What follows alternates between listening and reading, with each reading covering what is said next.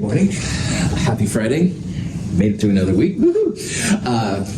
Everybody in here is in section 01, so on Monday at 1:10 p.m., that's when we'll take the second midterm exam.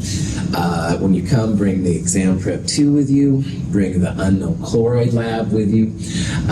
After the midterm, we'll do the calorimetry in-class lab.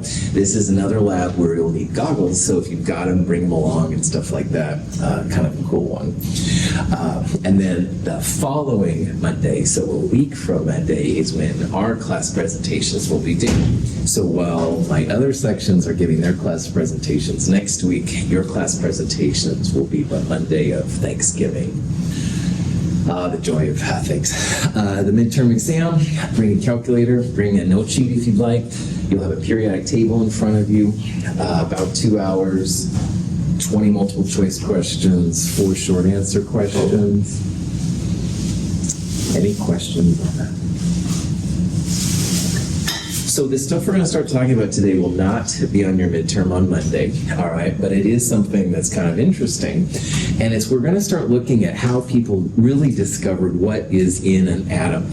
And we talked about at the beginning how people found protons and neutrons, and how they discovered the electrons. But there's a lot more to the electrons around the atom that we've talked about. And in order to do that, we need to start talking about light, which is kind of maybe unusual to think about, but it's actually pretty cool. This person right here is kind of one of my heroes. His name is Schrödinger. And Schrödinger was one of the people that worked on equations, which are mathematically incredible looking. And no, we're not going to solve any of them, so don't worry about that. I'm getting my math anxiety out looking at those. But anyway, these are things that can be used to describe the energies of electrons. And it is just math. It's kind of crazy math. It would be the equivalent at Mount Hood of a Math 254 math, all right? So if you've taken Math 251 through 254, the calculus, you totally will have or do have the skills to solve things like that. But goodness, in this class with a Math 111, we're not even going to go close to that. But I do want to show them because it is stuff that you will be able to do if you take the right classes at Mount Hood, which is cool. And these are called wave equations, which is a really interesting thing. People get kind of wild about waves. And in the background picture right here, this is a person's stomach. And they wrote on there these wave equations. And whoa. So we're going to be looking at some stuff which is really different. This is definitely 20th century material now we're into. It's a newest part of chemistry. I find it exciting. It's a little weird, but hold on. Let's talk about Schrödinger and how his stuff worked out. Now, in order to understand what Schrödinger did for chemistry, we need to start thinking about light. So let's talk about what light is a little bit and go from there.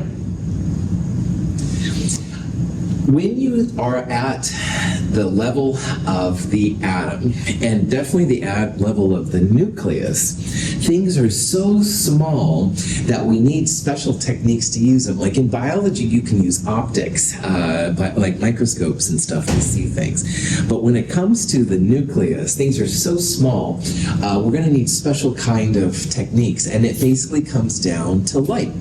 And light is going to be really helpful to us in terms of atomic structure. Now, I've babbled before how color has always been really important to me as a chemist, and we'll see here what color is, how we interpret color as people, which is really interesting, and we'll definitely see how color can be used to interpret atoms. Visible light is a form of electromagnetic radiation, which emanates from the source as waves. The waves are electric and magnetic fields oriented perpendicular to each other.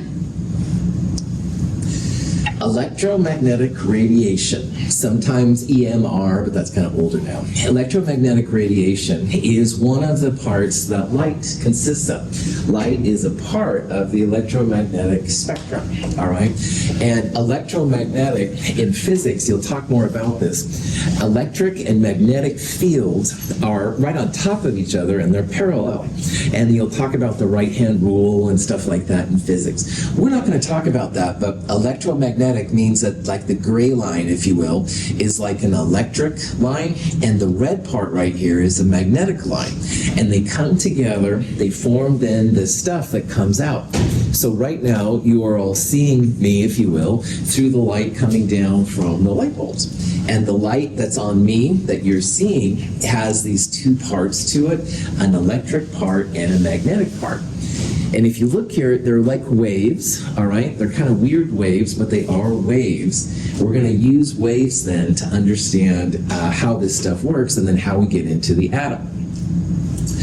So this dude, Maxwell, all right, took some calculus kind of stuff, all right, partial differentials, again, math 254-ish kind of stuff, in the 1860s, which is just wild. And he realized and stuff that you can sometimes use EM theory to explain, you can explain EM theory through waves, all right? Now, a lot of particles, electrons, protons, neutrons, the atoms, will behave truly like particles. Like they'll have mass and stuff like that. But a lot of them you need to think about in terms of waves. And I just wanted you to step back for a second, think about it, all right? Let's say that Kevin and I are throwing a baseball back and forth to each other. That would be like a particle, all right? I can throw it to him, I can have a direction, the mass of the baseball and the force, these kind of things can be figured out. Most of the time, atoms can be thought of as particles. But sometimes we're going to see a particle isn't a very good way to describe atoms. And it's better a lot of times to think in terms of waves. So if Kevin has a flashlight and he aims it at me, all right, the light would come towards me. That would be like a wave versus a baseball, which is a particle. So, in order to talk about the light, which will help us to understand the atoms, we need to talk about what is a wave. And waves have some properties which are important, and the red ones here are more important than the black ones. The wavelength of a wave and the frequency of the wave is something we're going to talk about a lot. And notice the symbols there for wavelength. This is a lambda. It looks like an upside down Y kind of. This is a Greek symbol. It's officially a nu, which is one of the Greek letters. It looks like a V, all right? If you use a V and an upside down Y, that's fine. But those are the symbols for wavelength and frequency. Now we'll also talk briefly about nodes and amplitudes, which are also part of waves.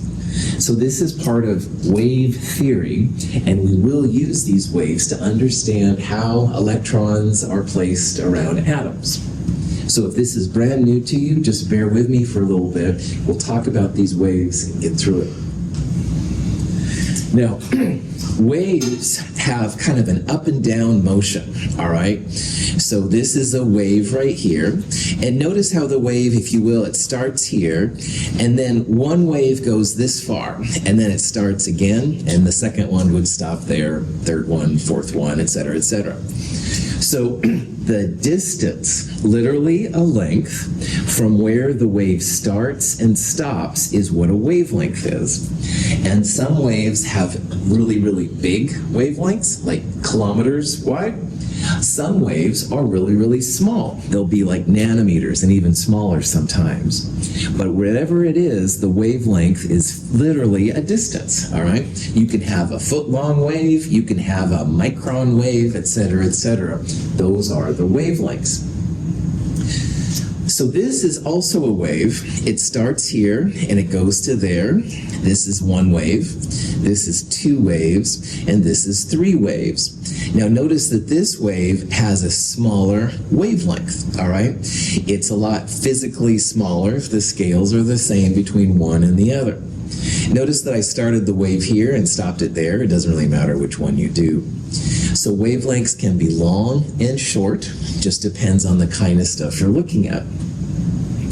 Frequency is also something we're going to talk a lot about, and frequency is the number of waves that go by per second, per unit time. So imagine that this is a scale from 0 to time t. Maybe it's a second, maybe it's an hour, maybe it's microseconds, who knows. From 0 to t, we have 1.5 waves here. So the frequency, the number of waves that go by per unit time, would be 1.5. On the other hand, down here we have 1 wave, 2 waves, and even 3 waves going by in the same time t. So the frequency, the number of waves that go by per second or per time, would be 3 right here.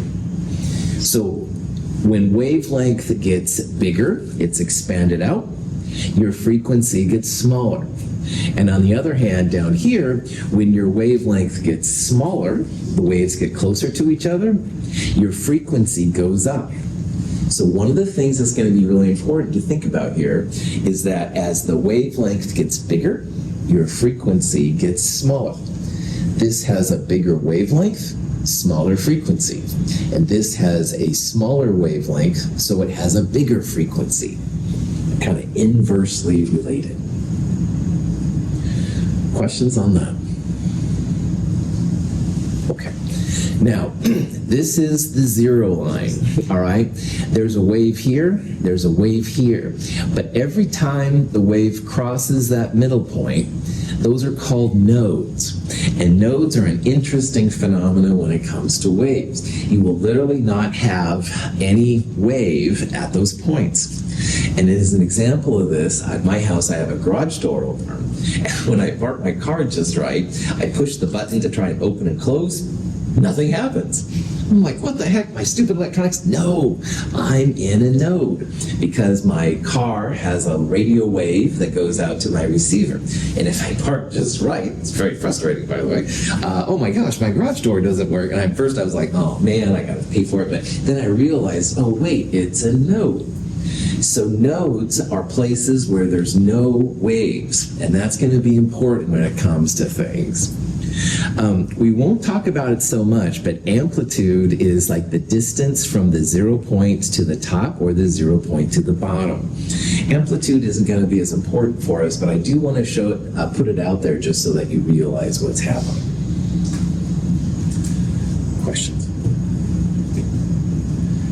Now, if you go out in the sun on a nice day, and today that seems like a long ways away for some reason, if it's a really nice day, you might get a sunburn.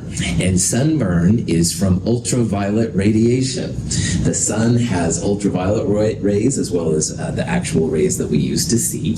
Ultraviolet will cause a sunburn. This is an example of an ultraviolet radiation wave, all right? It comes from the sun. It has a higher frequency and a smaller wavelength. That's the kind of stuff that can burn you. On the other hand, a lot of visible light, the wavelengths are longer. You usually don't have problems with visible light, only with ultraviolet light. This is an example of how these things can really make a difference when it comes to our work. Okay. So, wavelength is a distance from where the wave starts and stops. Frequency, how many waves go by per unit time, all right? As the wavelength gets longer, bigger, the frequency gets smaller. On the other hand, if you have a small wavelength, you're going to have a lot of waves go by. So wavelength gets smaller, frequency gets larger. Questions? Okay. Now, when I think of waves, usually, I think of waves at the ocean. You know, I like watching the waves go in and out, and it gets kind of therapeutic, blah, blah, blah. Those are called moving waves, transverse waves. They have different names like that to them. And in chemistry, we're not going to talk so much about moving waves, but we're going to talk a lot about standing waves. So let's say that Kevin and I have a rope between us, and we start like shaking it back and forth. You can see the wavelengths kind of happen, and if you go a lot faster, then you'll have like more waves and stuff. So the types of waves we're using don't really move, but they stay in place. And they're called standing waves. And you can have a wavelength or more wavelengths depending on how quickly you vibrate it. These standing waves are what electrons use most of the time. And so when we talk about wavelengths for atoms, it's usually going to be for these standing waves. So, frequency gets the symbol nu, which looks like a fancy V. You can write V if you want. And the units for frequency in science are almost always waves per second or cycles per second, all right? And the waves and cycles are usually just inferred. But one thing that's really important in this section is that if you have a frequency and you have a wavelength, if you multiply them both together, they're always equal to the speed of light, which is this number right here. C is the symbol for the speed of light, 2.998 times 10 to the 8th meters per second. So if your wavelength is in meters and your frequency is in cycles per second or per second, you multiply them together, it's like meters per second. This is going to be a really important number for us to use in this section. So if you have a wavelength which gets bigger, i.e. wavelength goes up, then your frequency is going to have to go smaller because those two together equal the speed of light. If you have a big frequency, a lot of waves going by per unit, then you're going to have a smaller wavelength because, again, these two together always equal the speed of light. So no 2.998 times 10 to the 8th meters per second. We're going to use it a lot. It's a number that is so important for this stuff. If you have the wavelength, you can find the frequency. And if you have the frequency, you can have the wavelength. And as an aside, if you ever go to the Oregon Vortex, which is kind of down by Medford, Oregon on the freeway, it's a place where they think electromagnetic waves are all weird. Anyway, I one time won a piece of candy because I knew this number exactly. They're like, anybody know what the speed of light is?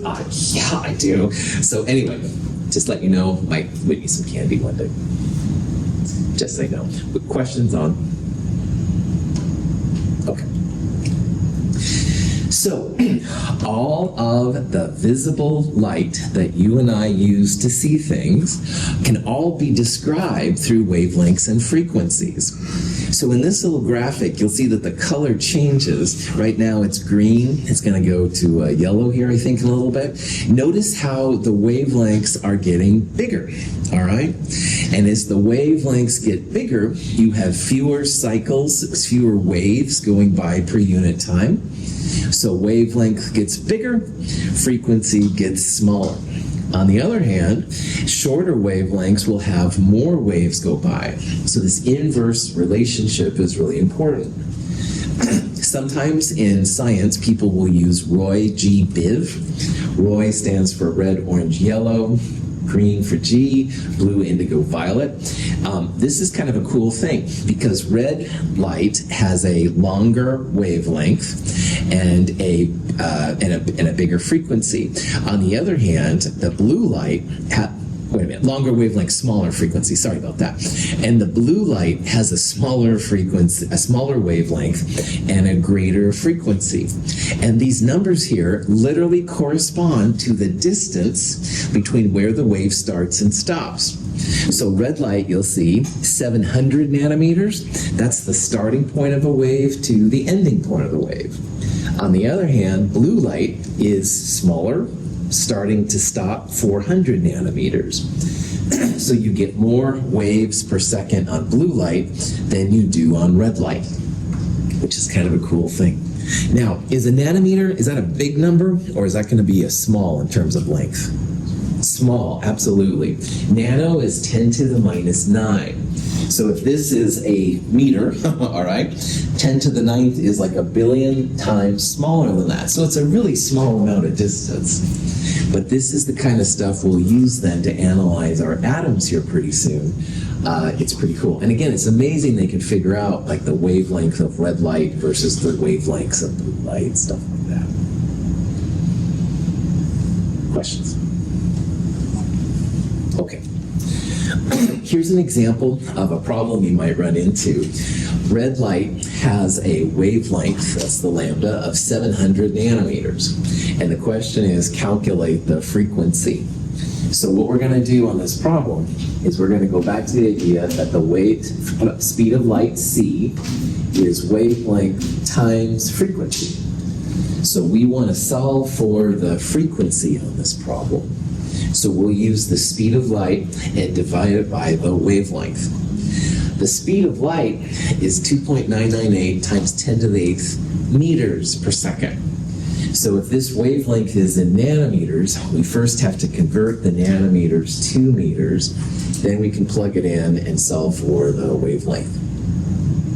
So nano is 10 to the minus 9. This is one of the metric prefixes. So a nanometer is 10 to the minus 9 meters. So if you multiply 700 by 10 to the minus 9, you get 7.00 times 10 to the minus 7th meters. Once it's in meters, you can use the fact that the speed of light divided by the wavelength equals the frequency. And speed of light is almost always listed, at least in this course, in meters per second. So the speed of light, which is again is a number I want you to know / memorize / put on your cheat sheet, 2.998 times 10 to the 8th meters per second. Meters over meters cancels. You've got units of inverse seconds left over, which is like waves per second. What this is saying is that every second that you have this red light, 4.28 times 10 to the 14th waves are going by. And that's a big number, which is kind of crazy. So, any questions on that? A second minus 1 is like 1 over seconds, and those units are kind of weird. So what sometimes people will do is they'll instead use what's called a Hertz, HZ, named after the scientist Hertz, who did a lot of research in this area. So if you see an HZ, that's the same thing as an inverse second, 1 over second. And there's a lot of jokes in the science community, oh, it's so easy, it hurts. Keep my day job. Anyway, Hertz was a cool scientist back in the day. So. If you look at your radio stations, FM radio stations are usually megahertz, which would be 10 to the 6 hertz. AM stations are usually kilohertz, so that would be 10 to the 3rd hertz. So radio waves also fall in these kind of things too. So. Okay. So in addition to all of the light things, there's actually a lot more to the electromagnetic spectrum than just light. So our eyes are accustomed to these colors, all right, more or less. And they're right here in the middle. But there's actually a lot more to the EM spectrum than just visible light. I mentioned radio waves. Those are ones that we use if you listen to the radio at all. Microwaves, if you use things to heat it up, are another part of it. Infrared is like heat, all right? If you've ever been next to a fire and stuff, you feel that heat. Yeah, that's infrared radiation. Then comes the visible. After that, ultraviolet. Ultraviolet is what causes skin burns and stuff like that. There's a lot of uses for it. If you've ever been to the dentist, you've probably had an X-ray at some time. X-rays are another form of EM spectrum. And gamma rays are at the extreme end. Gamma rays are real powerful forms. But the important thing is that all of these, including visible light, they're all waves, all right? They all have a wavelength, which is these numbers up here. These are the wavelengths in meters. So radio waves, roughly a meter in length, all right, which is pretty big.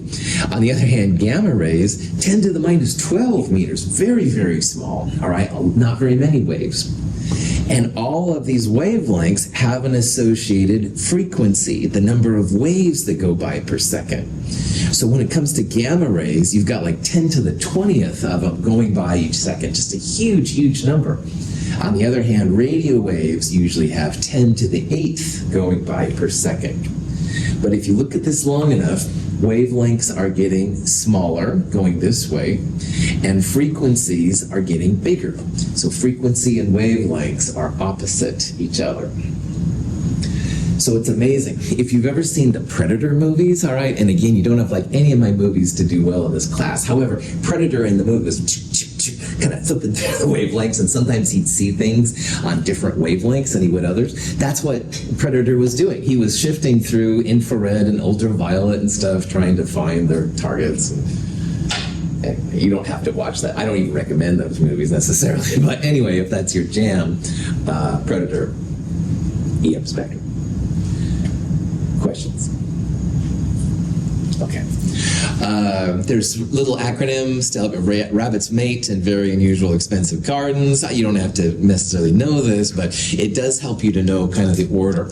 Radio is rabbits, and again, very, very long wavelengths, because this is the increasing wavelength side. Smallest wavelengths would be gamma rays. But remember, smallest wavelength means biggest frequency, and biggest wavelength would mean smallest frequency. So they're kind of opposite to each other.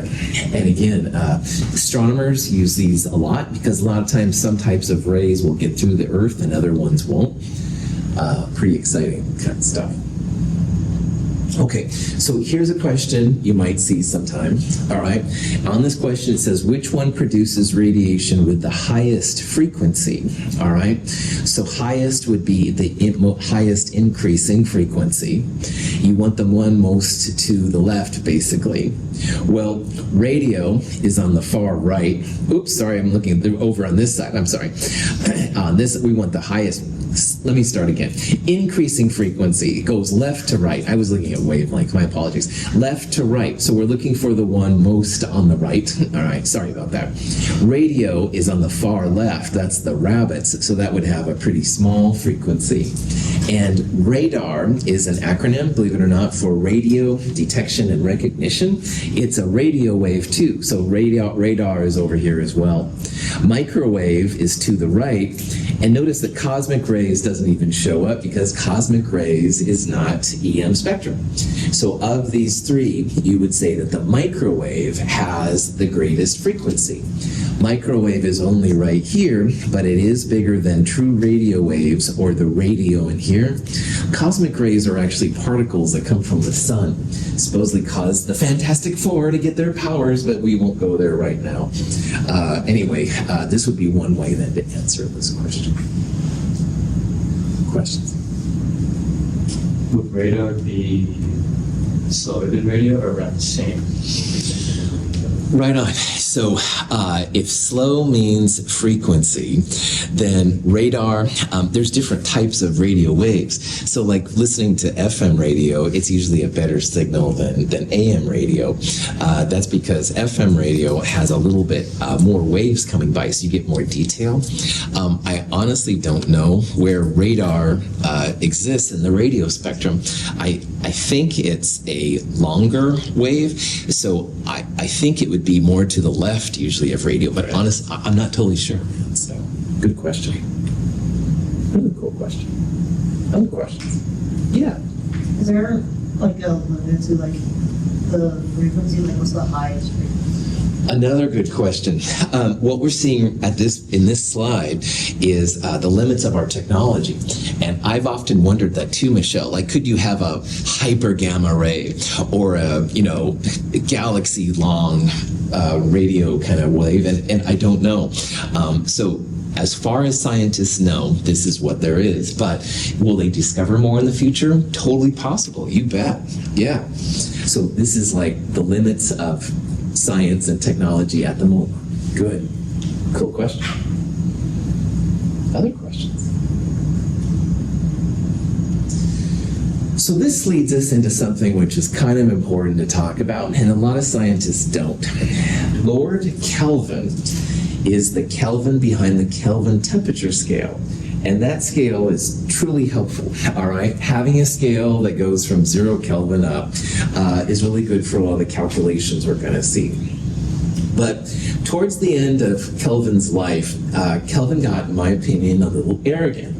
And in 1900, all right, the very cusp of the 20th century, he basically told people that if you're interested in physics, you really shouldn't go into physics because almost everything has been figured out.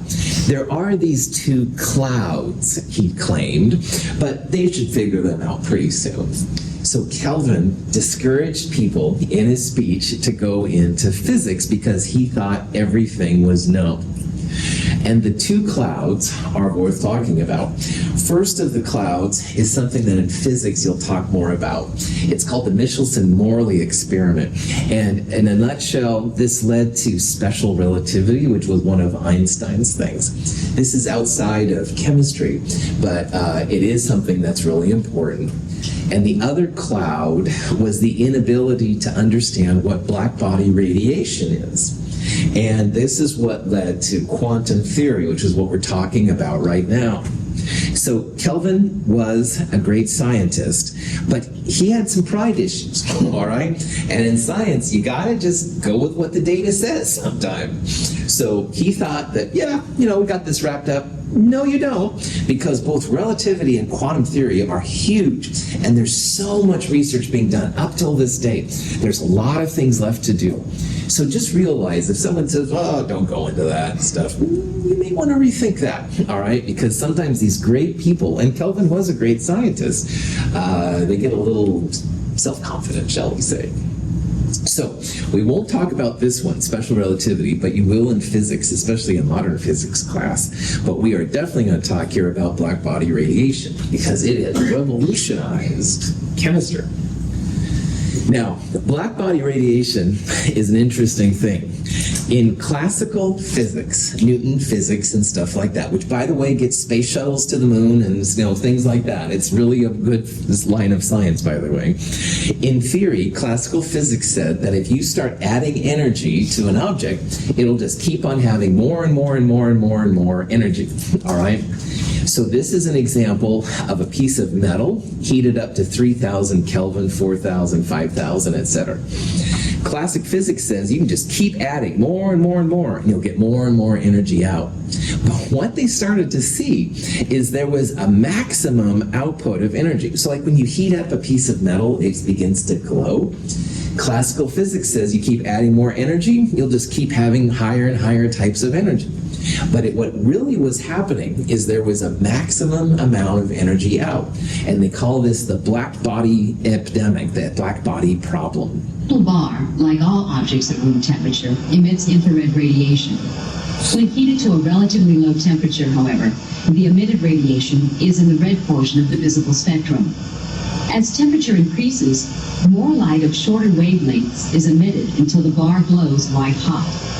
In general, the hotter an object, the shorter the wavelength of light it emits. As the bar cools down, its glow returns to red. So in this problem, what you're seeing, if you ever heard of something getting white hot, all right, that's just you're heating it up more and more and more. First it's kind of red and then it's white. And the red light would be like down here. And it does go through different colors. And as you start mixing them together, that's where the white light came from. Well, classical physics said you could just keep heating it up, have all kinds of colors come out. But what they actually saw was that there was a limit, a maximum. So these little humps right here were not expected in classical physics. So all the stuff with Newton, the apple on the head and stuff like that, wasn't working for black body radiation, which is what this was called. And no one understood what was going on. They call it the ultraviolet catastrophe because it was so horrible. Well, along came this guy named Max Planck, all right? And Planck is a famous person in science. If you've heard in Germany, there's the Max Planck Institute that was named after him. And he was able to propose a solution to the black body radiation by realizing that light exists in little packets, which he called quanta. And quanta are like little tiny pieces of light. And he realized that if you can actually describe the energy that comes out, energy is proportional to the frequency, this V thing, through a constant, which eventually became known as Planck's constant. And Planck's constant is another number I want you to know / memorize / put on your cheat sheet, because it's really helpful when it comes to energy things. So E equals h nu is what Planck proposed. Now, down here is this line right here is what classical physics predicted, and it was totally wrong. These dots are the experimental dots that you actually see. When you apply Planck's constant, you get Beautiful synchronization. So the line itself is what you get from using Planck's constant, and the dots are the experimental thing. Now, Planck just pulled this out of left field, all right? There wasn't a lot of theoretical information for it, but it worked really, really well. And that's why Planck's constant is really cool. So Planck didn't know what he was doing, but it ended up solving the black body thing. There was more to Planck than we thought. Michelle? On the previous slide, I saw something with ray light. I know like a ray light's gathering, is that related or no? It's just So the white light is just like a mixture of everything, and you start seeing like all these wavelengths come out. But there is like a limit to what you won't start seeing ultraviolet. That's kind of what they were saying and stuff. So does that answer your question? Cool. This is really cool stuff. There's some resources, if you want, that are, honestly, they're kind of like graphic novels / comic books, all right, on this stuff, which are really fun to read, and it's amazing, all right?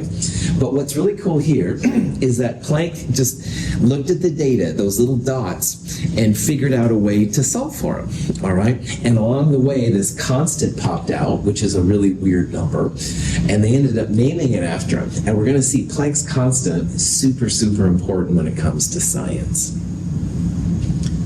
Cool. So, one other way that Planck's constant is helpful is that we understand now how frequency, this new thing, and wavelength, this thing, relate to the energy. So remember, energy equals h times nu. That was Planck's thing, all right? But we saw earlier that the speed of light, c, equals wavelength times frequency. So if you solve for frequency, frequency equals speed of light divided by wavelength. And this is also really cool because what it says is that frequency is directly proportional to energy. So as your frequency goes up, you're going to have more energy. On that previous slide with the ultraviolet had a higher frequency, has a higher energy. And that's why we get sunburns, all right? That ultraviolet light can go right through, man, and cause it. On the other hand, wavelength is opposite. So if frequency goes up, energy goes up. Wavelength, as it goes up, the energy goes down. So those long radio waves and radars and even microwaves to a point, they have long wavelengths, they're going to have smaller energies. So this is kind of a cool thing. Large wavelengths mean smaller frequencies, and both of these mean smaller energies. On the other hand, you have a short wavelength, you're going to have a large frequency, and large frequencies and small wavelengths mean large energies. Now, chemistry, physics, engineering too, I would argue, all about the energy, all right? So this is important. When you have a big wavelength, you're going to have a small energy. You've got a high frequency, though, a big frequency, big energy. Understanding in your mind how these work can be really helpful in these sections. So. Any questions? Yeah. Any posting the way you're going to your YouTube channel? I'm sorry? You're recording this lesson, right? Yeah. I always record things. Sometimes the videos don't come out, but I do record. All right. So here's a question you might see. Which of these wavelengths has the highest energy? All right. Now in this thing up here, these are all wavelengths. Well, excuse me. This is a frequency. Trying to sneak one by you there. Yep. So what we're looking for here is the highest energy, the biggest value of energy. Now, wavelength is in the denominator and energy is in the numerator. So when one is on the bottom and one is on the top, they're opposites of each other. So for this problem, we want to have the highest energy possible. So highest energy means smallest wavelength. This one right here is a nanometer. Very, very, very, very small wavelength, all right? That one is going to have the highest energy. So smallest wavelength, biggest energy. Biggest wavelength, a meter is a lot bigger than a nanometer, smaller energy. And this one doesn't count. The hertz is a frequency, all right? So that's not a wavelength at all. That would be something totally different. Questions?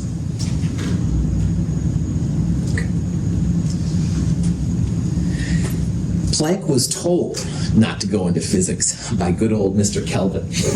And I'm certainly glad that he didn't listen. Sometimes you have to kind of break the rules a little bit. So just as a reminder, kind of find your own path, man. Really important. Now, Planck's important, but another person which is important in chemistry is actually Einstein. Now, Einstein is famous for relativity. There's special and general relativity, and in physics and astronomy, that's a huge part of it. But we're not going to talk about that because it doesn't help chemists as much. We're going to talk about something called the photoelectric effect. And believe it or not, Einstein has a Nobel Prize, and he got the Nobel Prize for the photoelectric effect. And not many people, except for nerdy chemists, talk about the photoelectric effect, but it's really, really important. And what Einstein found is that if you apply light to a metal, all of a sudden electrons will start kicking out. And that is an amazing thing. Yellow light shines on the metal surface, electrons are knocked out of the metal. As long as light of sufficient frequency shines on the metal, free electrons are produced and a current flows through the tube, as measured by an ammeter. The current stops flowing when the light is turned off. Kevin has a flashlight. He aims it at me. I'm like, oh, I'm in the spotlight. Oh, thank you, Kevin. No, seriously. But I won't, run away, all right? Because light, whatever, it's light, right? Light here, you'd think would just shine, make the metal all of a sudden, glamorous or whatever. But what Einstein and scientists like him found is that the light creates electrons to start moving. Now, this is weird, and I want to talk about why it's weird. Because light is making little objects start to move. Someone shines a light on me, I'm not going to move around unless I want attention or something like that, right? Light here is making electrons kicked out of your metal. And this is weird because you wouldn't think that light would do something like that, but it is. And if you've been through a metal detector, which I'm sure you probably have, the metal detectors work on the photoelectric effect. All right, it basically is a way to make the electrons start flowing when energy is around. But what's weird here is that light is making physical objects move, and that's not something you would expect. Again, you aim a flashlight at me, I'm not going to, do this kind of thing. I would just say, oh yeah, cool, I got the light on me. This is a weird thing that's happening. And how Einstein ended up explaining it is that certain things show that light can be both made of waves and particles. Now, if you threw a particle at me, like a little ball bearing, ouch, it would hurt. It would feel something. I'd have a reaction to it. Light on a metal is acting like a particle. So they called it the photoelectric effect. And photoelectric effect is just a fancy way to show that light may be a little bit weirder than we thought. It can act like a wave. It has wavelengths and frequencies and energies related by Planck's constant and speed of light. But it can also act as a particle, and that's weird. Now, classical physics said that the electron should increase as the intensity increases, and that's not seen. You only get one type of energy out. There's a minimum energy that's needed, but then you just start having the different parts come out. So they call this the wave-particle duality. Don't be intimidated by this phrase. This just means that light, and a couple of the things we're going to talk about, can behave like waves. They'll have frequencies, they'll have wavelengths, stuff like that, but it can also act as a particle. Now, if Kevin and I are throwing a baseball, particles. Baseball, has mass, acceleration, blah, blah, blah. Kevin and I have a rope. We start doing the shaking thing. Waves, all right? No problem. If certain things on this level can be both waves and particles, there's nothing like it in our world that I know of to make an accordingly kind of feeling like that. It only happens to certain things, all right? But you can actually see light and particles have wave-like behavior. And that's really, really weird. So this photoelectric effect totally blew open science, all right? And that's why Einstein is Einstein, just the man. Anyway, you begin to see then how maybe these light things aren't as simple as you thought. They can sometimes be waves, wavelengths, all that kind of stuff that's been known since Maxwell, but they can also be particles. They will allow, if you shine it on metal, electrons start showing out. That would be like a particle banging into another particle, making it move. It's very, very weird. So we're starting to look at the weird parts of the quantum world, all right? People talk about quantum stuff being a little strange. You're beginning to see why, because some things aren't particles or waves. They can be both. And we'll talk about this more as we go through. Questions? So you can understand the photoelectric effect if you think about light as being in photons, like small packets. And this is what Planck kind of started to open the ball for here. These little photons have discrete energy associated with them, and you can start to figure out here what's going on. So let's say that we have that red light we talked about earlier at 700 nanometers, but now we have 1 mole of photons, all right? So not just like little bit of light, we have a mole. And then we saw earlier that the wavelength was 700 nanometers. We calculated the frequency to be this number right here. So what we're going to do now is we're going to see how much energy is not just in 1 photon, but in a mole of photons. How many photons do we have if we have a mole?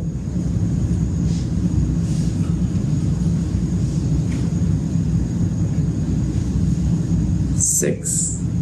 0.22 times 10 to the 23rd. Good, that's right. Right. Avogadro's number, all right? So if you see a mole of anything, donuts, flowers, sodium atoms, photons, 6.022 times 10 to the 23rd. So, first thing to do is find the energy of a single photon. That's where Planck's equation comes in, E equals h times nu. You could also use E equals h times speed of light divided by the wavelength, but let's use this one right here since we've got it. This number comes out to be 2.84 times 10 to the minus 19th joules. Now, when you calculate energies, this is a really, really small amount of energy, not a lot of energy inside. So 1 photon doesn't have that much energy in it. But each individual photon has that much energy. But most of the time, like in the real world, you don't deal with single atoms, you deal with a mole of atoms. Well, most of the time we don't deal with individual photons, we deal with a mole of photons. So this is the joules per photon. And again, if you multiply by 6.022 times 10 to the 23rd, that gets a number which is a lot bigger. That's the joules per mole. And what people usually do is they convert joules to kilojoules. 171 kilojoules per mole. That's the energy of 1 mole of photons. So we went Planck's constant times frequency to find the joules per photon. Joules per photon times Avogadro's number, and then divided by 1,000 gave us the kilojoules.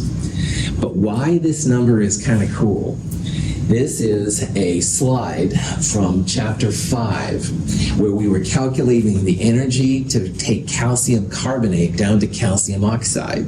It was delta H products minus delta H reactants. And the energy, 177.6 kilojoules.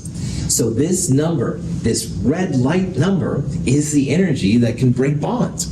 You can enact chemical change by literally shining a light on it. And I think this would be such a cool area of research to get into. You can literally have like a solution set up, you turn your light on, you come back after the weekend, and all of a sudden your stuff is reacting because you've added enough energy to make those bonds start to break down. This is an example from what's called photochemistry, which is the chemistry of light. It's a very clean kind of process. You don't have a lot of mess, leftover stuff. You can let it just sit for the weekend and come back and look at it. It gets me excited. Anyway, questions? Okay. So, Planck and Einstein definitely brought some new ideas to chemistry's world, which was really cool. We're now going to look at another person, which is also really important, and his name is Niels Bohr, and one of the elements on the periodic table is named after him. And to understand Bohr's contribution, we need to talk about what's called a sharp line spectra. And this was something that scientists didn't understand what they were. And in order to talk about this, we'll talk about what sharp line spectra is and how he solved it. But I think this is a good place to stop for today. We'll take this up on Monday. Any questions? Have a great weekend.